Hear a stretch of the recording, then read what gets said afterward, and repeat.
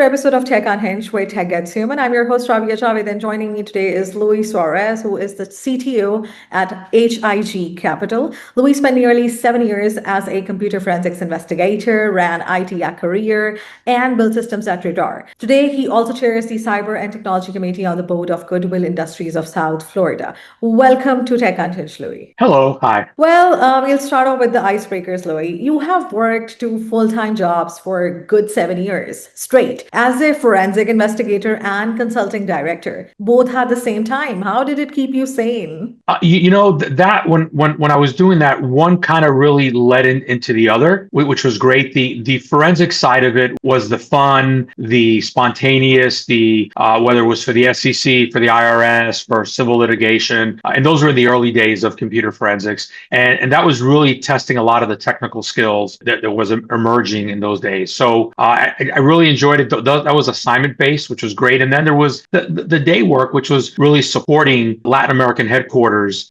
in the South Florida area for a long time and helping them out. And it was really a fun time where the technology was not where it is today. So a lot of it was really emerging at that point. No, I think that's great. Also, another icebreaker, you took Harvard's program on negotiation and competitive decision making. So out of all the leadership skills you could have invested in, why did you pick negotiation in particular? It's probably the best course I've ever taken, because what I really liked about it is our day-to-day world is about negotiation, whether you realize it or not, whether it's in bridge building, whether it's dealing with the other CXOs at H.I.G, or it's dealing with the clients, internal clients. And it's always about really learning how to come to an agreement where both sides feel as if that they got something. And it really has worked well. One of the things I really enjoyed in the course was the concept of that when you're negotiating, which is just like in a relationship, you're going to come back to that person again. So if you really have a bad negotiation or a bad relationship conversation, it's not a one and done. So you have to build on it. And that course was really fantastic about that. And I use pieces of that course in my daily life, whether it is actual negotiation with vendors or it is just in the day-to-day negotiation of being a CTO. We don't run this in one direction. All conversations, all decisions are bi-directional. So those skill sets were just immensely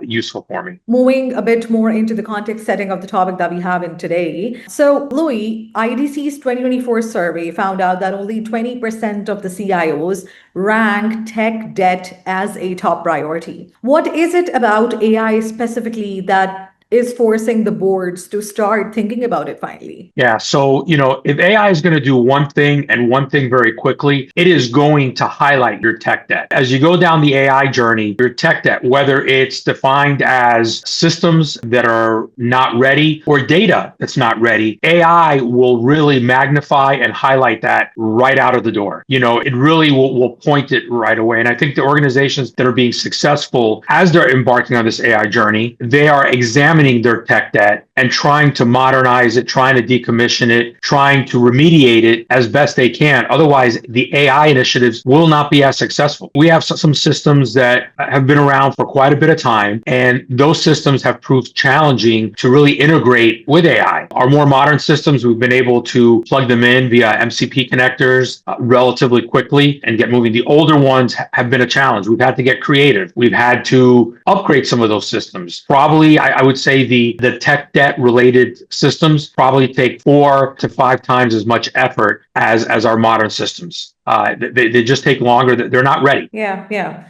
Also, another interesting questions, Louis. You've watched enterprise tech move through .com, 2008, mobile, cloud, and SaaS. What shortcuts did companies get away with that they no longer can get out of with AI now? The big thing that's happening with GenAI now, it is moving so fast. There are no shortcuts. You have to really plan, and it's really about the age-old PPT, people, process, and technology. And the people part, the culture part of it, more than ever, you have to invest in. If the firm is not ready from a cultural perspective to embrace AI, it will just struggle to it. The shortcuts are really about investing upfront in the communication, in getting the people invested from top down. You really have to make them part of the process. Otherwise, the resistance will come in from every facet to it. It's just moving so fast, and some people are threatened by it. And so it's the community more than ever. This technology is about communication and getting people to be part of this rapidly moving evolution. So, the experts say that CTO used to be the person who kept the systems running in a company, when it came to IT. Now they are the person deciding where the company's next big investment is going to land. First, do you agree with this? And second, what forced that particular shift in your view? Listen, absolutely. Absolutely. Days of CTOs, CIOs being maintenance folks, keeping the lights on are long gone. AI technology now can and should be a competitive advantage for the business. And that means being at the table, having a discussion, in some cases, leading the business towards technological evolution that will give the business, whether it's a financial advantage in terms of efficiencies. And in some cases, again, we're a private equity firm. We're invested in over 100 portfolio companies. We are in some cases building new products thanks to technology, thanks to the AI. The AI is opening doors that were just cost prohibitive before. And so the CTOs, the CIOs that are going to be successful are the ones that are true business partners, true business leaders in the firm more than ever before. And, Louis, for our audience, since we are discussing tech debt in particular, for the people who still are probably unable to understand what that means, or maybe it's a bit of a fancy term for them, if you as a CTO would have to explain it to the layman. Sure. Tech debt, I usually use the frame of reference, and you can pick a different amount of time frame. But if you've had a system for X number of years, I put that on my yellow spotlight saying, this is probably going to qualify as tech debt. If you haven't innovated it, if you haven't upgraded it, if you haven't done anything with it in, say, 4 years, pick a number, that's probably right. That puts it in that quadrant there of this is probably tech debt. And usually the tech debt is those systems that you cannot integrate with easily. Nowadays, no system lives by itself. Those days of having these systems that are islands are gone. We have to, because of data, because of AI, because of the new technology out there that facilitates, these systems are all an ecosystem versus a set of islands that are somewhat independent. It is now an interconnected ecosystem that data moves within systems, and the data becomes the currency for AI. And the moment you have a system that, if you look at it and it is an isolated system that nothing else talks to, that's tech debt. I love using that island analogy because it's about taking technical terms and making them really tech neutral in the conversation. So whether I am speaking to a CEO who is very technically literate or is not, they're going to understand it. And at that point, we are talking the same language. And at that point, we're looking at the same goals on how we get there. When is there a point, Louis, when a founder or a company owner could actualize that they are under deep tech debt and AI is not the solution right away? Because probably there are steps for them to move towards AI too, because probably first step is modernization, perhaps. How would you comment on that? The moment the technology starts to become a limiting factor, when you're talking about here are the business goals, and you start seeing, well, this system can't do this, or we don't have the ability to do this. The moment you start having the no's, that is the clearest sign that we are in need of modernization, whether it is modernization of a platform or a complete enterprise-wide modernization. That discussion needs to start immediately. That journey needs to start, because the longer we delay that journey,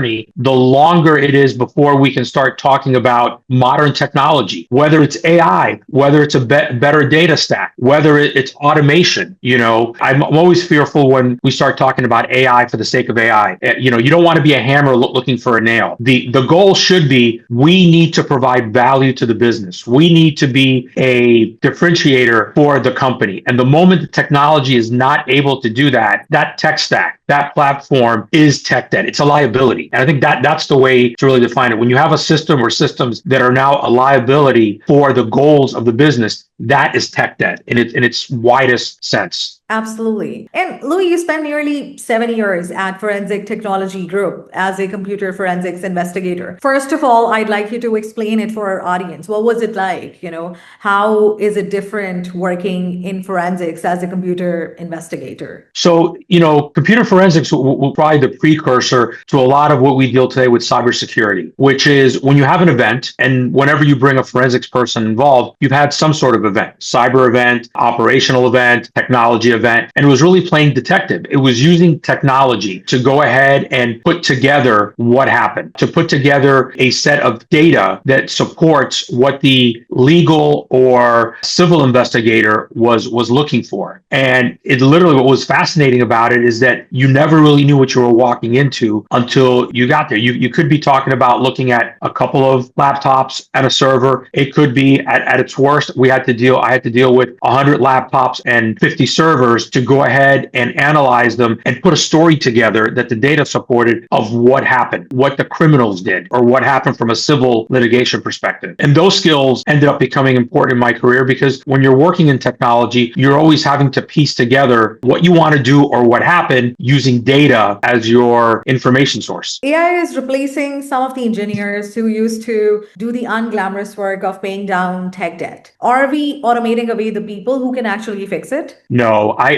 so I think we are having a shifting of resources. I think you have some roles that will probably be eliminated. I agree with that. We can't run away from that. But I think we're also opening up opportunities for other roles to really expand what they're doing and shift people. One of the big things that's been talked about is that AI will replace development and that all development will be AI based. I think we're just going to have different kinds of development. I think we're still going to have developers. I think developers now are going to have more tools at their disposal than ever before. I think we're going into an age of just massive creativity that's being unlocked with these tools. And I also think it's going to facilitate getting out of tech debt. If you have a system that was in a language that was 20 years old and you need to do a conversion project and cost was a problem, AI will now unlock that and allow you to take an 18-month development code conversion project and have that happen in 90 days. And that is an opportunity. That is not a crisis of labor. That allows us to move our labor from being conversion to say, okay, we've now converted this. Now what can we do? We're now opening up huge opportunities. Now we'll dive a bit into how innovation is meeting financial discipline.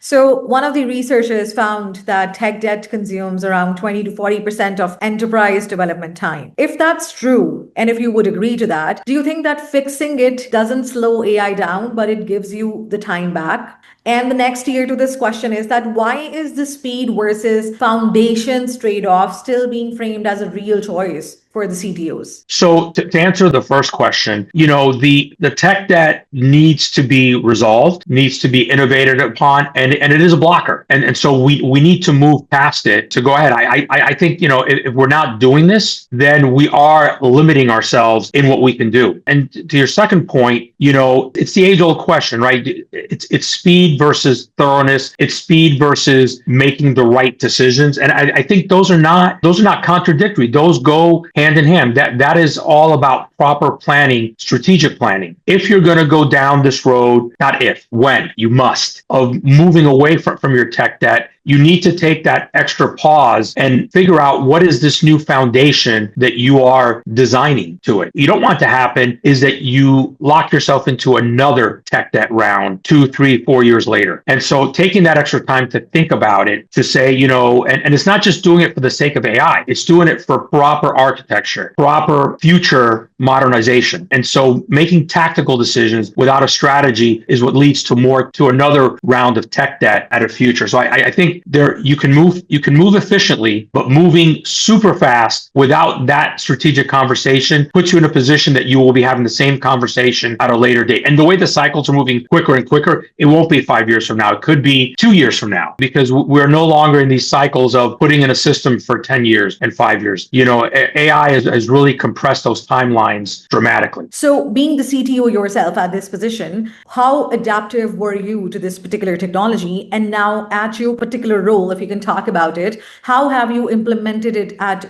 an org level? Yeah. So, the first thing was, it's okay to be uncomfortable as a CTO, CIO. We have to embrace, if you're being uncomfortable with new technology, that means it's probably a disruptor, and you need to identify that. And we early on identified when the big ChatGPT moment came out with GenAI, we saw, like a lot of my peers, this is interesting. This is doing something. So we started experimenting with it right away. And I think that was very important. And we went through the cycle of building our own, then realizing in our case that we'd rather buy versus build on the GenAI technology. And once we understood the potential ramification, we started we started discussing with our executive team about this technology, about what it was going to do. We were educating them. That goes to what I was talking about, which is the cultural problem. You have to educate, you have to bring them along for the journey. And you need to do it in a way where you're not just going to go from one day to the next day, oh, we're going to implement this AI. We needed top-down mandate. We needed our CEO to say, we will be an AI first company. We will be an AI leaning company. And we've had those statements from our CEO. We've also had the firm invest in the people. I know we keep talking about AI, we keep talking about technology, but it is about people. And so investing in training, and we're not talking about investing in a 20-minute video that we make everyone watch. We are talking about investing in 8 to 10 hours a year per employee. And we don't know if that's the right answer, but that's where we're starting, of differing levels of how to use this technology, how to get comfortable with it, how to embrace it. That is where the differentiator is. And that's where I think where we've been successful. And we have been injecting AI in every facet of our work streams. We recently, there was a press release that was put out. We invested in a product called Talt IQ, which is for our due diligence investigation. And that has been a dramatic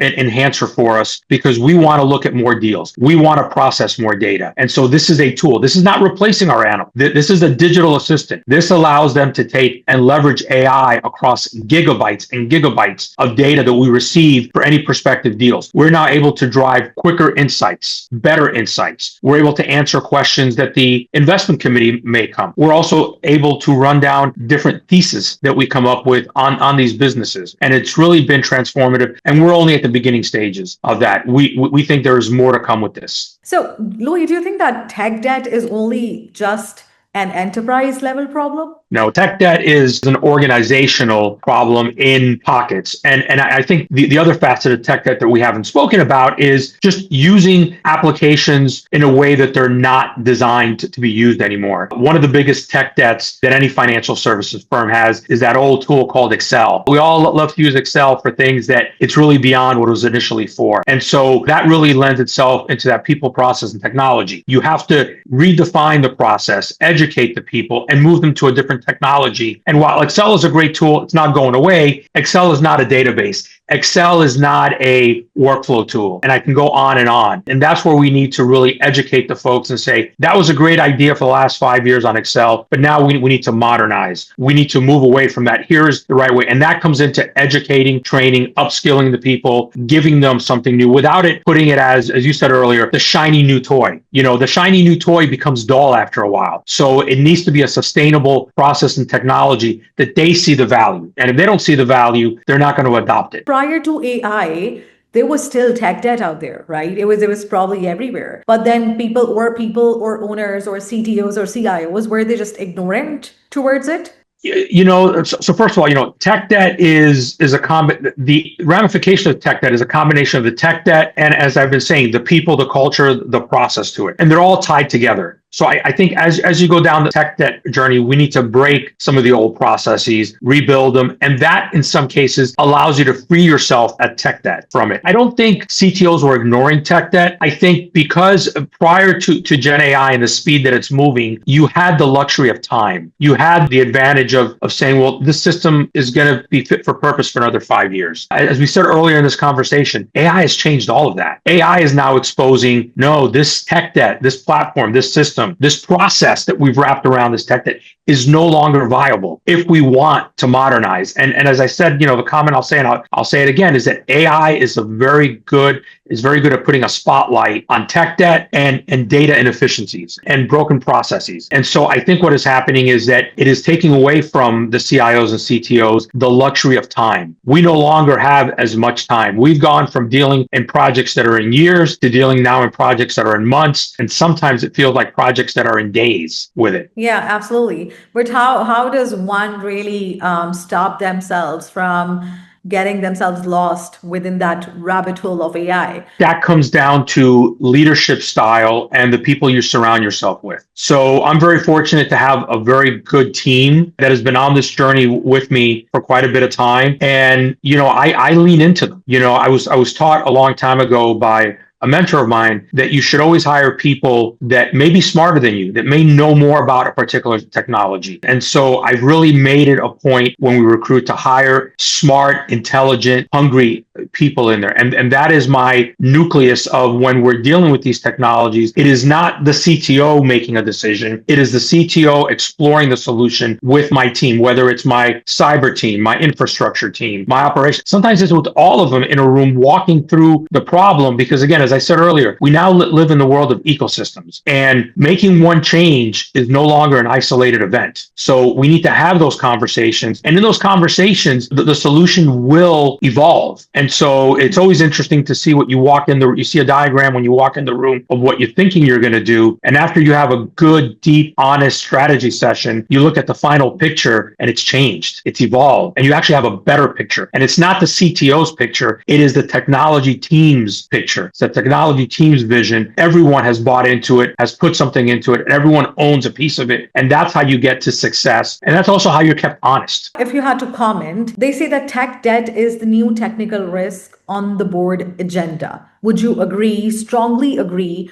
or is that oversimplifying the shift? I don't think it's oversimplifying. I think you need a concept that everyone can relate to, it resonates. And so I think if you overcomplicate it, it becomes this long spaghetti of technical jargon that really does not allow a board to say, oh, okay, I understand why this is. I think if you keep it to terms that are relatable, right? Debt is not always a good term. When you say tech debt, you get their attention right away. Say, okay, this is something we need to resolve. And then once you have their attention, you can make the board, again, part of the journey. I'm very big about, as I've said here, these collaborative approaches where it's not the journey of one CXO, it's the journey of the team, whether it's the board, whether it's the leadership of the firm on this, so that at that point, it is not a technology solution. It's not a CEO solution. It's a company solution. And when you get everyone involved, these projects don't go perfect. And so when you build that collateral up front of getting the buy-in, when there is a problem, they're part of the solution to help you. Whether it's you need a little bit more funding, or you need more time, or the solution requirements have changed, because the business doesn't stop changing while you're moving the tech debt or you're implementing a new solution.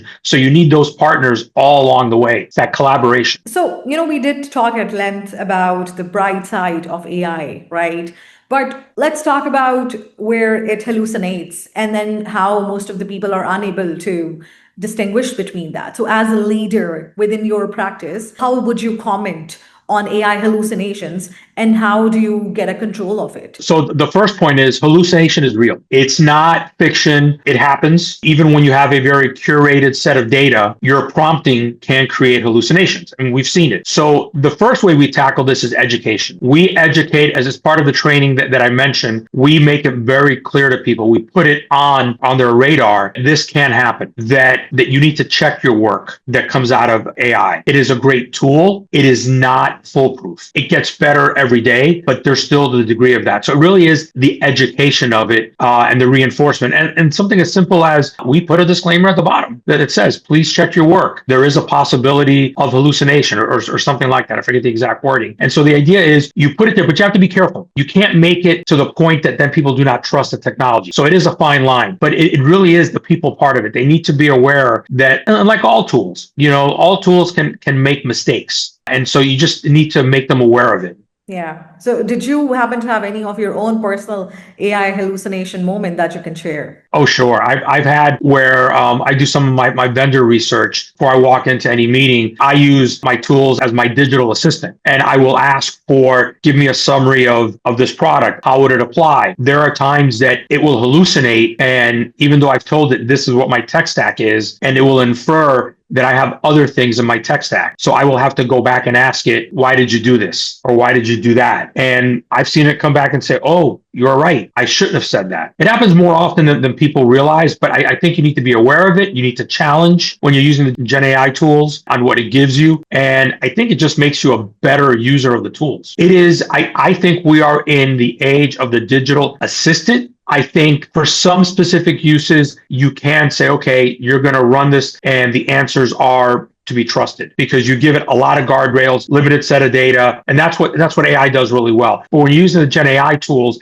and it's reasoning across internet data, it's reasoning about large amounts of data. Just like if someone were to give you, what I tell folks is, imagine that an intern gave you this report or a junior analyst gave you the report. You're going to look at it with a critical eye, and you should not give up that critical eye. You should look at it, and just like you would question someone, question the output, validate it. You're still going to save time. You're still going to save vast amounts of time. And you're still going to get a fantastic work product in the end, but do your due diligence. You don't want to be that person that turns in your analysis to a superior and they find an error within 2 seconds. Kind of embarrassing. When you look at high performing teams, when you look at successful CIOs, CTOs, CISOs, chief data officers, all the technical roles, leadership is about really developing your team and your talent. And there's been over the decades different things that we focused on, but at the end of the day, it's developing the people. And to your point, yes, a new generation comes in.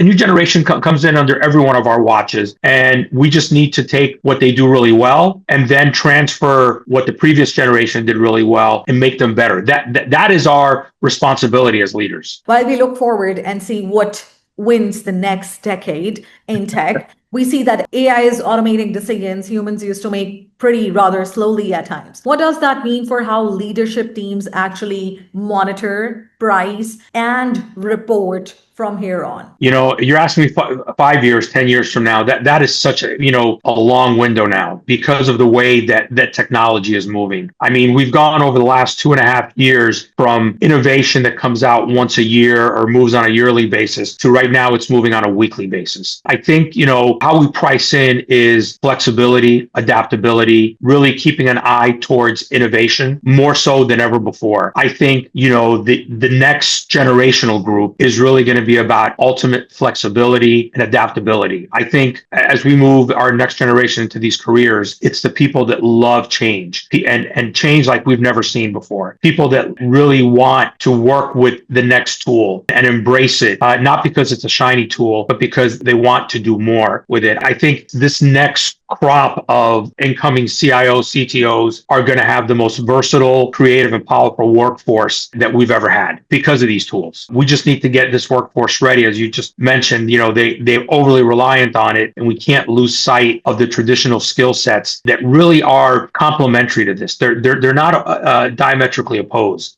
Those pieces are not being replaced by AI. I think they're being enhanced, and we just need to, as leaders, guide that next generation to really move into that. Absolutely. And, if you had to pick, Louis, what will separate the survivors from the winners in enterprise technology over the next 5 to 10 years? I think it's the same thing that separated them over the last 5 to 10 years. An inherent curiosity, an inherent sense of urgency, and a passion for it. And those things you don't teach. You see the people that come with it, and when you see it, you need to nurture it. But, those things, if you look at the folks that have been really successful, they have those innate qualities. The other things you can teach, you can learn. But if someone doesn't have that sense of urgency, that innate curiosity, they're not going to move forward. And right now, being curious is really what AI is all about. And whatever the next iteration of AI is, which I don't even know what to call it at this point. But, we're just going to see all of this blending and becoming native in there. And it's that urgency, creativity, and just curiosity. It's just so vital. If you had to leave our listeners with one hard learned lesson about balancing innovation and the foundations underneath it, or perhaps from your life, what would that be and why? So I'll actually make 2 points. The first advice I give everybody is follow your passion. The technology career is a long career. There's a lot of highs and lows. There's a lot of crises. Everybody who's in technology will experience a crisis, whether it's a cyber or an operational crisis. And if you don't love what you're doing, you're not going to last. You're not going to enjoy it. The other point is always technology is moving faster than ever, but always make sure that you slow down just enough to plan, to think it through. It is right now, because we move so fast, moving in the wrong direction too quickly without some careful thought. Whereas before you would only move 10 meters down the road. This technology moves so fast that if you make a turn, you're moving 200 meters. And so now that course correction is a lot tougher to it. So it is okay to take a breath, to slow down and say, let me think about this. Let me ask my peers to it. It doesn't mean that you don't know what you're doing. It's not a sign of weakness. It's actually a sign of maturity with it. Yes, you can go and vibe code this amazing product faster than ever before. But before you put it into production, make sure you're checking it. Make sure you're doing the right things. That will pay off 10 times the effort. An extra minute on checking, or, as carpenters like to say, measure twice before you cut. That still is an adage. I don't care how much things are moving. Now, obviously, the art is, do I measure 10 times or do I measure 2? And I think that's the art that we have within technology, is figuring out that right balance. And the balance is different for every industry, for every tool, and for every leader. But what among these two advices was the hardest learning curve for yourself? The latter. I'm hyperactive. I like to move quickly. And sometimes I have to stop myself, or be honest with you, I have some of my staff will say, shouldn't we do this an extra test, or shouldn't we do this? And I'll go, yes, you're right. And I still suffer from it today because we want to innovate so fast. Sometimes we want to crawl, run instead of crawl, walk, run. And that is a lesson that I've learned, and a lesson I have to remind myself all the time. No, Louis, thank you so much for your grounded and insightful conversation.